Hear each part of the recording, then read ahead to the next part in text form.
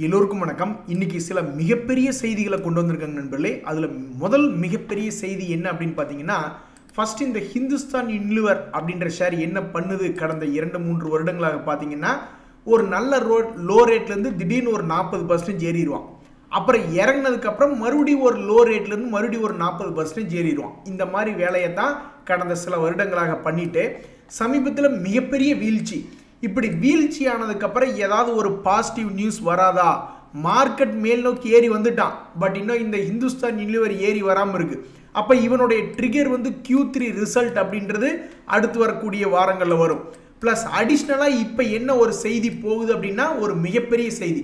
அதாவது மினிமலிஸ்ட் அப்படின்னு ஒரு ஸ்கின் கேர் பிராண்ட் இருக்கு. உங்களுக்கு தெரியாதுல்ல, சமீபத்தில் நைக்காலாம் லிஸ்டிங் பண்ணி பல கோடானு கோடி பணங்களை சம்பாரிச்சு போயிட்டாங்க. இந்த மினிமலிஸ்ட்டை பற்றி நம்ம போய் வலைதளங்களில் பார்க்கும்பொழுது அதை பற்றிய சில ரிவ்யூஸ்கள் போடுறாங்க, நல்லா தான் இருக்கு அப்படின்ற மாதிரி. அப்போ என்ன செய்தினா, இந்த பிராண்டை மினிமலிஸ்ட் அப்படின்ற பிராண்டை ஹிந்துஸ்தான் யூனிலிவர் 3000 கோடி பணம் கொடுத்து வாங்குவாங்களோ அப்படின்ற ஒரு செய்தி மீடியாக்கள்லாம் போய்கிட்டு இருக்கு. அந்த செய்தி உண்மையாகி உண்மையிலேயே எதிர்காலத்தில் அவங்க இது வாங்குறாங்க அப்படின்னா, அது இவங்களுடைய போர்ட்ஃபோலியோவில் அடிஷ்னல் இன்கம் கொண்டு வரக்கு. இப்போ டிமார்ட்டில் அப்படித்தானே வந்தது, 100 ஸ்டோர் 200 ஸ்டோர் 400 ஸ்டோர் அவங்க பாட்டுக்கு ஸ்டோரை ஆட் பண்ணிக்கிட்டே இருந்தாங்க. திடீர்னு இப்போ இவங்களுடைய பிஸ்னஸ் அப்டேட்டில் டிமார்ட் நல்லா செயல்படுது அப்படின்னு சொன்னோன்னே டபக்குன்னு 15% ஏற்றி விட்டாங்க. அந்த மாதிரி இந்த ஹிந்துஸ்தான் யூனிலிவர் வச்சிருக்கிறவங்க பாவம் மனசு நொந்து போயிருக்காங்க. இவங்களுக்கு வரக்கூடிய Q3 ரிசல்ட்டும் இந்த அக்வஷனுக்கு உண்டான கிளாரிட்டி எதிர்காலத்தில் வரும்பொழுது உண்மையிலேயே இவங்க பண்ணத்தான் போகிறாங்க அப்படின்ற மாதிரி ஏதாவது ஒரு கிளாரிட்டி வரும்பொழுதோ, இந்த கீழே படுத்து கிடக்கக்கூடிய ஷேரை மறுபடியும் ஒரு 40% அடுத்து வரக்கூடிய வருடங்களை ஏற்றி விட்டால் ரொம்ப மகிழ்ச்சியாக இருக்கும்.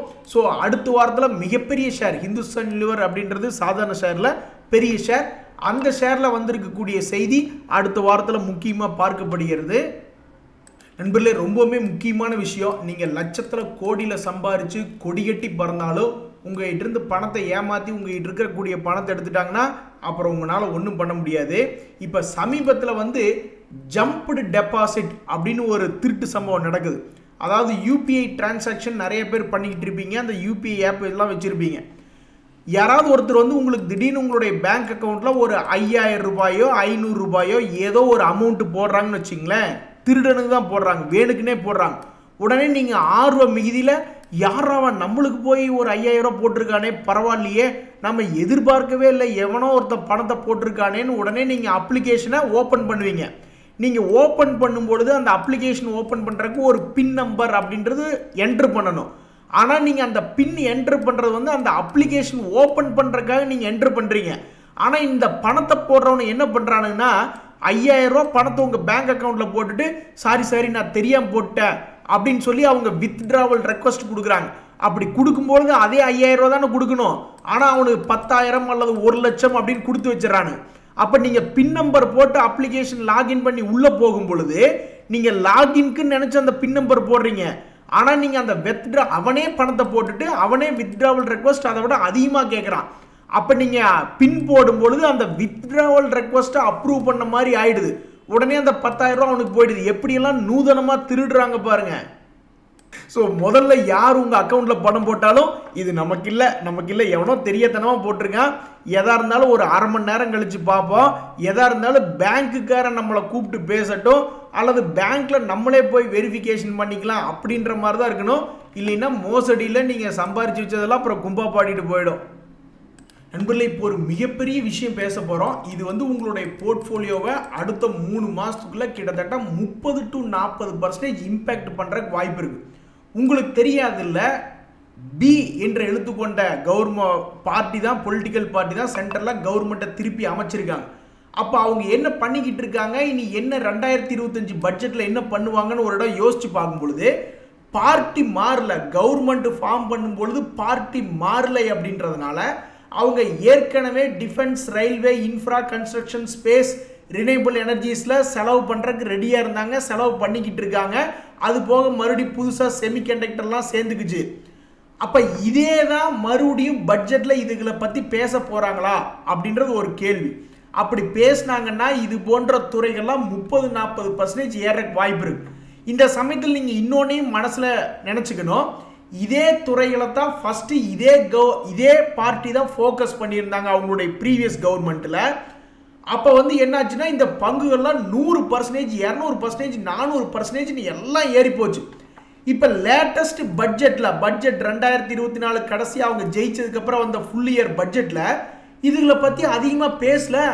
உடனே எல்லாம் தொப்புன்னு கீழே விழுந்துட்டானுங்க. டிஃபென்ஸ் ஒரு 40-50% இறங்குறானுங்க, ரயில்வே ஒரு 40-50% இறங்குறானுங்க, இன்ஃப்ரா கன்ஸ்ட்ரக்ஷன்லாம் தப்பிச்சிருச்சு, ஸ்பேஸ் ஒரு பயங்கரமாக இறங்குறானுங்க, எனர்ஜி கிரீன் எனர்ஜி தப்பிச்சிருச்சு, செமிகண்டக்டர் பற்றி பெருசாக ஸ்டாக்கே இல்லை. ஸோ எதுவுமே பேசாமல் விட்டாங்கன்னா அவங்களே முதல்ல கொண்டு வந்த செக்டர் கூட கும்பா பாடிட்டு என்ன ஆயிடுது, இறங்கிடுது. அப்போ இந்த 2025 பட்ஜெட்டில் மறுபடியும் இந்த துறைகளை பற்றி அதிகமாக பேசாமல் இவங்களுக்கு கேபிட்டல் எக்ஸ்பெண்டிச்சர் அப்படின்னு பண்ணலினா அப்புறம் ஆண்டவன் விட்ட வழி தான்.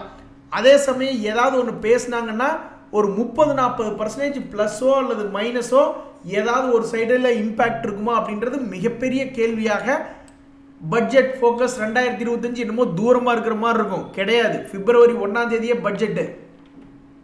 சும்மா வருவாளா சுகுமாரி அப்படின்ற மாதிரி இதெல்லாம் ஒரே நாளில் ஏறக்கூடிய செய்திகள் இல்லை. February 1னா இப்போ இருந்தே ஆரம்பிச்சு 40% ஏற்றுறாங்களா, அல்லது February 1 அனௌன்ஸ்மெண்ட் முடிஞ்சதுக்கப்புறம் ஏற்றுறாங்களா அல்லது இறக்குறாங்களா அப்படின்றது அப்போ தான் தெரிய வரும். எப்படி பார்த்தாலும் இது போன்ற செக்டர்கள்லாம் வந்து பட்ஜெட் 2025 கணக்கு வச்சு இறங்க தயாராகிருக்காங்க. பொதுவாகவே அதுக்கப்புறம் பட்ஜெட்டில் பார்த்தீங்கன்னா இந்த அக்ரிகல்ச்சர் ஏதாவது ஃபோக்கஸ் பண்ணுவாங்க, மற்ற கேபிட்டல் எக்ஸ்பெண்டிச்சர்ஸ் எல்லாம் பண்ணுவாங்க. அதே மாதிரி டேக்ஸ் எக்ஸம்ஷன்ஸ் எல்லாம் வந்து இண்டிவிஜுவலுக்கு ஏதாவது 15 லட்ச ரூபாய்க்கு இது கொடுத்துருவாங்களோன்னு யாரோ ஒருத்தர் கொளுத்தி போட்டாங்க. உடனே எல்லாம் கழுவி ஊற்றிக்கிட்டு இருக்காங்க. 15 லட்ச ரூபா எக்ஸம்ஷன் பண்ணுறீங்களா, இரியா உங்களையெல்லாம் வச்சுக்கிறேன் அப்படின்னு சொல்லிட்டு அந்த பண்ணாமல் இருந்தாங்கன்னா சரி. பட் என்னை பொறுத்த வரைக்கும் அந்த நியூ டேக்ஸ் ரெஜிமை வந்து ஒரு 10 லட்ச ரூபா வரைக்கும் எக்ஸம்ஷன், அதே வந்து கம்ப்ளீட் எக்ஸம்ஷன் இல்லை, ரிபேட் மாதிரி ஒரு 3 லட்ச ரூபா வரைக்கும் நீங்கள் வந்து கம்ப்ளீட் எக்ஸம்ஷன், எந்த வகையில் சம்பாதிச்சாலும் 3 லட்ச ரூபா கம்ப்ளீட் எக்ஸம்ஷன், 3 லட்ச ரூபாய்க்கு மேலே 10 லட்ச ரூபாய்க்குள்ளே சம்பாதிச்சாலும் கம்ப்ளீட் எக்ஸம்ஷன். ஒருவேளை 10 லட்ச ரூபாய் தாண்டிட்டாக்கா ஒரு மறுபடியும் இந்த 3 to 10 லட்ச ரூபாய்க்குள்ள ஏதாவது ஒரு டேக்ஸ் ஸ்லாப் ரேட் போட்டு சம்பாதிச்சாங்க, வட்டியை பிடிச்சாங்கன்னா கூட அதில் ஒரு அர்த்தம் இருக்கும். இது வந்து நம்ம நப்பாசியில் தான் பேசிக்கிட்டு இருக்கோம். ஸோ இதுக்கு நம்மளுக்கு சம்மந்தம் இல்லை. நம்ம ஷேர் மார்க்கெட்டே பார்ப்போம். ஸோ 40-50% ஏறவோ அல்லது இறங்கவோ தகுதியுடைய செக்டர்களாக இது போன்ற செக்டர்கள் இருக்குது. இதெல்லாம் இப்போ இருந்தே February 1 நோக்கி ஏதாவது பயணப்படுமா அப்படின்றத பொறுத்து இருந்து தான் பார்க்கணும். ஒருவேளை இந்த ஸ்டாக்குகள் வேற லெவலில் ஏறினாலோ அல்லது இறங்கினாலோ வேற யாருமே காரணம் இல்லை, அந்த பட்ஜெட் தான் காரணம். நண்பர்களே, ஏசியாவிலேயே பெருமை வாய்ந்த ஒரு செய்தி ஒன்று கொண்டு வந்திருக்கேன். அதாவது நம்மளுடைய நேஷனல் ஸ்டாக் எக்ஸ்சேஞ்ச் நம்மளுடைய பிரைமரி மார்க்கெட் மூலியமாக எத்தனை ஐபிஓக்களை இந்த வருஷத்தில் கொண்டு வந்திருக்காங்க அப்படின்னு பார்த்தோம்னா மொத்தம் 268 ஐபிஓ, அதில் 90 ஐபிஓ மெயின் போர்டு ஐபிஓ, 178 அப்படின்றது எஸ்எம்இ ஐபிஓ. இந்த சமயத்தில் மொத்தமாக 1,67,000 கோடி இந்த வருஷத்தில் வந்து கம்பெனிகள் வந்து ரைஸ் பண்ணியிருக்காங்க. இதில் நீங்கள் முக்கியமாக புரிஞ்சுக்க வேண்டியது, நம்ம எங்கேயாவது அண்டாக்குள்ளே குண்டாக்குள்ளே அல்லது பேங்க்குகளில் அல்லது ஷேர் மார்க்கெட்லேயே ஏதாவது பணத்தை போட்டு வச்சுருப்போம். அதையெல்லாம் விற்று வெளியெடுத்து தான் நம்ம ஐபிஓவில் இந்த ஒரு வருஷத்தில் 1,67,000 கோடி பணம் போட்டிருக்கோம். அந்த பணம் நேராக யாருக்கு போகுதுன்னா கம்பெனிகளுக்கு போகுது. ஸோ கம்பெனிகள் கடன் வாங்காமையே இந்திய பொருளாதாரத்தில் அவங்க பழைய கடன் அடைப்பாங்க, அல்லது ஏதாவது ஒரு புதுசாக ப்ராடக்ட்டுக்கு அல்லது ப்ராஜெக்ட்டுக்கு அந்த 1,67,000 கோடி செலவு பண்ணுவாங்க, அல்லது பணத்தை தூக்கிட்டு கூட போகிறாங்க பழைய ப்ரொமோட்டர்கள் அப்படின்ற மாதிரி கூட வச்சுக்கலாம். ஆக மொத்தம் ஷேர் மார்க்கெட்டுக்குள்ளே 1,67,000 கோடி மதிப்புள்ள ஷேர்கள் லிஸ்ட் ஆகிருக்கு. அந்த லிஸ்ட் ஆனதுக்கப்புறம் அதையே மறுபடியும் சில பேர் வந்து அப்படியே பணம் டபுள் ஆகுதுன்னு வச்சுங்க. அப்போ இந்த பணம் வந்து அப்படியே டபுள் ஆகுதுன்னு தான் அர்த்தம்.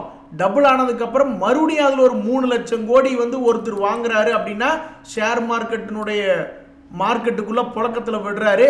அதை வேற ஒருத்தர் வித்துட்டு பணத்தை வெளியே எடுத்துகிட்டு போகிறாங்க அப்படின்ற மாதிரி ஒரு கன்ஃபியூஷனான அளவு தான். ஆக மொத்தத்தில் நம்ம மற்றது எதையுமே பார்க்காம நம்மளுடைய பிரைவேட் கம்பெனிஸ் அல்லது பப்ளிக் கம்பெனிஸ்க்கு 1,67,000 கோடி பணம் கிடைச்சிருக்கு. இதை வந்து அவங்க 2025 நம்மளுடைய பொருளாதாரத்துக்குள்ள போட்டு அதையே பெரிய அளவில் லாபம் பண்ணாங்கன்னா ரொம்ப மகிழ்ச்சியாக இருக்கும். நண்பர்களே, இருக்கிறதுலேயே ரொம்ப முக்கியமான விஷயத்தை பற்றி நம்ம இப்போ பேச போகிறோம். யாருக்குமே ஒன்றும் தெரியாது ஷேர் மார்க்கெட்டில் அப்படின்றதான் உண்மைக்கு நிஜம். போன வருஷத்தில் யார் பெருசாக இப்படி கீழே இறங்குன்னு எதிர்பார்த்தாங்க, மேலே ஏறுன்னு எதிர்பார்த்தாங்க, என்னென்னமோ எதிர்பார்த்தாங்க, மாறி மாறி நடக்கும். ஸோ பொதுவாக யார் நினைக்கிறது நடக்காது. ஏதாவது ஒன்று நடந்துச்சுன்னா நான் சொன்னேன்ல, நான் தான் அப்போவே சொன்னேன்ல அப்படின்ற மாதிரி பீத்தல் வேலை ஆக்சுவலாக அங்கே நடக்காது. நீ இப்போ 10 சொல்லி அங்கே ஏதாவது நடந்திருக்கும், அப்போ 100 சொல்லி அங்கே நடக்காமல் போயிருந்ததுன்னா. அதனால் இதை மனசில் வச்சுங்க. ஷேர் மார்க்கெட்டை பொறுத்த வரைக்கும் யாருக்கு எதுவும் தெரியாது. ஷேர் மார்க்கெட் ஒரு வினோதம் அப்படின்ற ஒரு புரிதலை தான் அப்ரோச் பண்ணணும். அதனால் எஸ்ஐபி சிஸ்டமேட்டிக் இன்வெஸ்ட்மெண்ட் பிளான் படி இன்வெஸ்ட்மெண்ட் பண்ணுறது தான் இருக்கிறதுலே பெஸ்ட்டு. ஏன் நான் இதை சொல்கிறேன்னா, நீங்கள் 2 இது ரொம்ப ரொம்ப முக்கியமான தகவல்.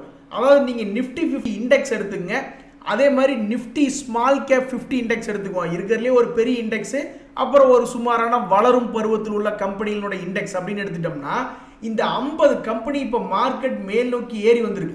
இந்த 50 கம்பெனியில் எத்தனை கம்பெனி கீழே இறங்கிட்டு மறுபடியும் மார்க்கெட்டோட சேர்ந்து மேலே ஏறி வந்திருக்குன்னு நீங்கள் நினைக்கிறீங்க? வெறும் 11 கம்பெனி தான். இப்போ நான் லிஸ்ட் பண்ணி எழுதுறேன் பாருங்க. இதுவே நீங்கள் ஸ்மால் கேப் 50 இண்டெக்ஸில் இருக்கக்கூடிய 50 ஷேர்கள் எடுத்து பார்த்தீங்கன்னா, அதில் 10 பேர் தான் கீழே இறங்கிட்டு மறுபடியும் பழைய ஹைக்கு வந்திருக்கான். மற்றவனுங்கெல்லாம் இன்னும் கீழே போனவனு கீழே தான் படுத்து கிடக்கிறானு. ஸோ நிஃப்டி 50 லார்ஜ் கேப் இண்டெக்ஸுக்கும் நிஃப்டி 50 ஸ்மால் கேப் இண்டெக்ஸுக்கும் பார்க்க போகையில் ஆல்மோஸ்ட் 2 பேர் ஈக்குவலாக தான் இருக்காங்க. 50 ஷேர்கள் இருக்கக்கூடிய இண்டெக்ஸில் வெறும் 10 ஷேர்கள் தான் அவனுடைய பழைய ஹை வந்திருக்காங்க. அப்படி பழைய ஹை வந்ததுலையும் கடந்த 1 மாதம் அல்லது 6 மாதத்தில் என்ன பண்ணியிருக்காங்க? ஸோ நிஃப்டி 50 இண்டெக்ஸு, அதே மாதிரி நிஃப்டி ஸ்மால் கேப் 50 இண்டெக்ஸ் எடுக்கிறீங்க. இது ரொம்பவுமே முக்கியமான விஷயம். ஏன்னா எதில் பணம் போடுறது, எதில் பணம் போட்டால் சம்பாதிக்க முடியும் அப்படின்றது முக்கியம் இல்லையா? ஸோ இந்த அப்பல்லோ ஹாஸ்பிட்டல் ரொம்ப டாப்பில் தான் இருக்கா. கடந்த 6 மாதத்தில் பார்க்கும்பொழுது 17% அப்படின்றது சம்பாதிச்சிருக்கான். சரி, அதே சமயத்தில் இந்த 361 அப்படின்ற ஒரு ஷேரை போய் எடுத்து பார்த்தோம்னா, அதுவே அவன் வந்து 39% அப்படின்றத சம்பாரிச்சு கொடுத்துருக்கான். அப்படின்னா இறங்கினவனும் அதே மாதிரி பெருசாக இறங்கியிருப்பான். இந்த நிஃப்டி 50 இண்டெக்ஸ் ஏறினவனும் ரொம்ப குறைவாக ஏறி இருக்கான், இறங்கினவனும் கொஞ்சம் குறைவாக இறங்கியிருப்பான். பட் இந்த ஸ்மால் கேப் இண்டெக்ஸில் 3 மாதம் அல்லது 4 மாதத்துக்குள்ளேயே 40% அப்படின்ற சம்பாரிச்சு கொடுத்துருக்கான். அதுலேயும் கூர்ந்து கவனிச்சிங்கன்னு வச்சிங்களேன், இந்த பஜாஜ் ஃபைனான்ஸில் எடுத்து பார்த்தோம்னா வெறும் 6 மாதத்தில் வெறும் 3% தான் சம்பாரிச்சிருக்கான். இதெல்லாம் ஒப்புக்கு சப்ப அப்படின்ற மாதிரி வச்சு விளையாடுற மாதிரி இந்த அல்ட்ரா செம்கோவும் கடந்த 6 மாதத்தில் 1% தான் சம்பாரிச்சு கொடுத்துருக்கான். அப்போ நிஃப்டி 50 இண்டெக்ஸை பொறுத்த வரைக்கும் பார்க்க போனோம்னு வச்சுங்க, ஒரு 8 கம்பெனி தான். டாக்டர் ரெட்டி வெறும் 4% தான்.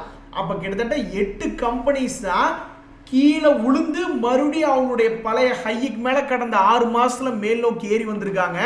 அதில் கொஞ்சம் அதிகமாக பார்க்க போனோம்னா இந்த ஹெச்சிஎல் டெக் பரவாயில்ல, ஒரு 27% சம்பாரிச்சிருக்கு. சன்ஃபார்மா எப்போவுமே சேஃப்டியான ஆள், அவன் 18% சம்பாரிச்சு கொடுத்ததில் ஆச்சரியம் இல்லை. இப்போ நம்ம என்ன பண்ணணும்னா, அப்படியே போய் ஸ்மால் கேப்பில் 50 ஷேர் இருக்குது, அதில் 10 ஷேர் தான் பழைய ஹை வந்திருக்கான். அப்போ 6 மாதத்துல இதெல்லாம் எவ்வளவு சம்பாரிச்சு கொடுத்துருக்கு அப்படின்னு பார்க்கணும்.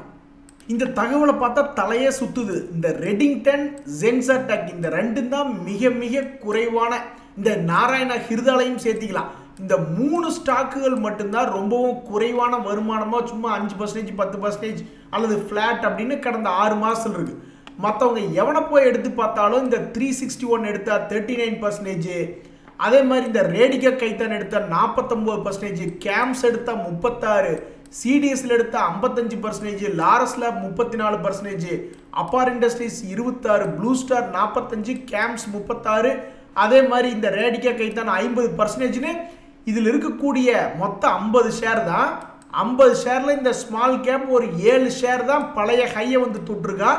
அதில் அந்த 6 மாதத்தில் பார்த்தோம்னா அபரிமிதமான வருமானம். இதே லார்ஜ் கேப் எடுத்து பார்த்தோம்னா 6 மாதத்தில் பார்க்கும் பொழுது மேல் நோக்கி வந்த ஷேர்களே 8 ஷேர்கள் தான். 50 ஷேர்களுக்கு அவங்க சம்பாரிச்சு கொடுத்ததுன்னு பார்த்தா வெறும் 5%, 10%, 15% அப்படின்ற மாதிரி தான் சம்பாரிச்சு கொடுத்துருக்காங்க. இது ரொம்ப ரொம்ப முக்கியமான தகவல்.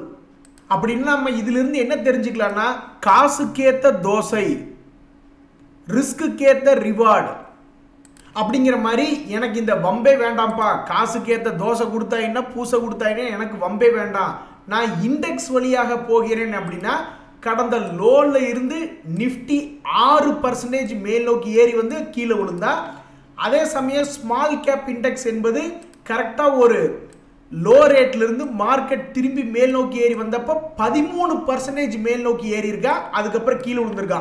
ஸோ மார்க்கெட்னுடைய டைனமிக்ஸ் கடந்த 2 வருடங்கள்ல மாறி இருக்கு. காசுக்கேத்த தோசை அப்படின்ற மாதிரி ஸ்மால் கேப் இண்டெக்ஸ்ல இண்டிவிஜுவல் ஸ்டாக்ஸும் ரெக்கவரி ஆகி மேலே வந்தவன் 40-50% ஏறி வந்திருக்கா. பட் மொத்தமாக இண்டெக்ஸ் அளவில் பார்த்தாலும் 13% மேல் நோக்கி ஏறி வரும்போது லாபம் கொடுத்துருக்கு. அதே சமயத்தில் நிஃப்டி 50 இண்டெக்ஸ் வெறும் 6% தான், அதில் பாதி. ஸோ அதில் ரிஸ்க் எடுத்தால் ரொம்ப பிரச்சனையும் இருக்குது. அதே சமயம் ரிவார்டு அருமையாக இருக்குது. ஸ்மால் கேப்பில், லார்ஜ் கேப்பில் ரிஸ்க் எடுத்தால் குறைவான வருமானம், அதே சமயம் குறைவான லாஸ் அப்படின்ற மாதிரி இருக்குது. இது ஒரு அருமையான தகவல். இந்த தகவல் உங்களுக்கு உபயோகமாக இருந்தால் எனக்கு மகிழ்ச்சி தான். இன்றைய தகவல் அனைத்து உங்களுக்கு உதவியாக இருந்தால் எனக்கு மகிழ்ச்சி தான். ரொம்ப நன்றி, வணக்கம்.